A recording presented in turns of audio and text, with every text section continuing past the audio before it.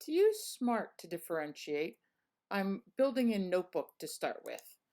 So what I've done is I've built two different Frayer models. One has most of the stuff in it. So the students would just need to drag and drop where it belongs.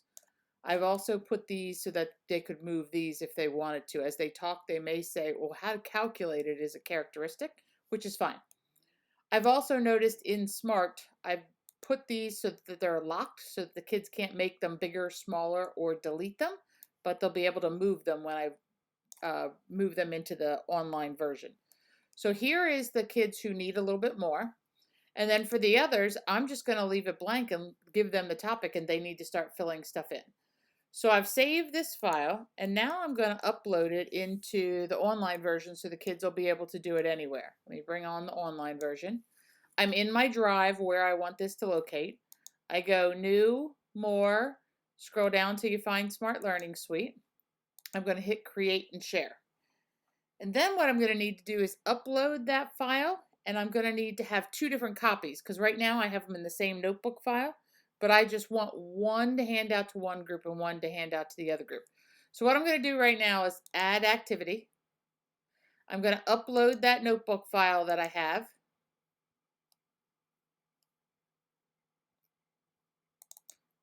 And it's going to bring in both pages.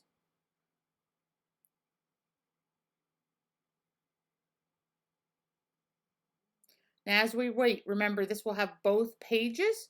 So now I'm good. It has both pages, and if I look at the second page, oh look, everything's still the same where these can be moved, they can add stuff. Okay, good. I'm going to hit Finish Editing, and there's my Frayer. Now one of the things that I can do right here is I can make a copy,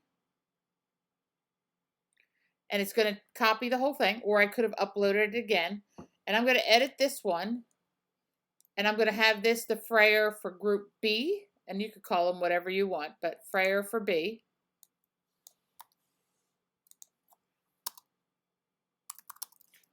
And it's going to have this version, so I need to get rid of this slide. Okay, so it'll be ready to go for that particular group, and we have something, so I'm going to wait till it hits saved, hit Finish Editing, and so there's the one for Group B. And now what if I want to share that in Google Classroom? I'm just going to do the three dots again, share link, copy this for students, and paste it into Google Classroom just the way we did last week, and just select a certain number of kids. Same thing for the other one. Now I got to go back in here and edit it. So this is Frayer for A, and it's just going to be this slide, so I need to delete this side. And now I'm good to go. Remember, I can also add directions if they need it. So this will give me 5 minutes of audio recording, especially if this is an asynchronous activity. You'll click on the person's speech bubble, start recording. Great. I'd like you to use the tools, either the text tools or the image tools, and fill out this Frayer for rate of change. Give me a good definition, characteristics, examples, and non-examples. If I like that recording, I hit add, and now they'll have that audio recording automatically, especially if it's asynchronous, it gives them those directions. So now when I hit finish editing, if I want to actually take a look what that looks like, hit start. Here's what it'll look like for the students. They have that audio. Great, I'd like you to use the only problem I have right now is there is no way for the kids to do anything, and oops, I forgot to lock it. We want to make sure the kids can't move stuff. So let's go back in and edit. I'm going to make sure that everything that's on that mat that I don't want them to move is locked. So now they won't be able to move anything. I'm going to convert it to a handout so every kid gets their own.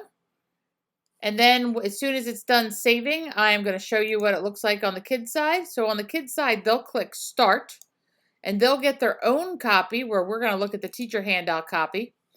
And you'll be able to see every single person's, and they can add text with the definition. And they can also add pictures. So if they start looking for slope, here's talking about some different slopes. So these would be some good examples as we go in. They could put that in the example folder. And it gives you some ideas of things they can do. All right, great. I'm going to go back to my return lesson. And I got to remember that I also need to make this one a handout also. So let's edit it one more time. Convert it to a handout so every kid gets their own. And I am ready to go. I might want to add audio for this one, but you get the idea. When I'm all done finishing, remember you need to make sure you get the share link and share them in Google Classroom.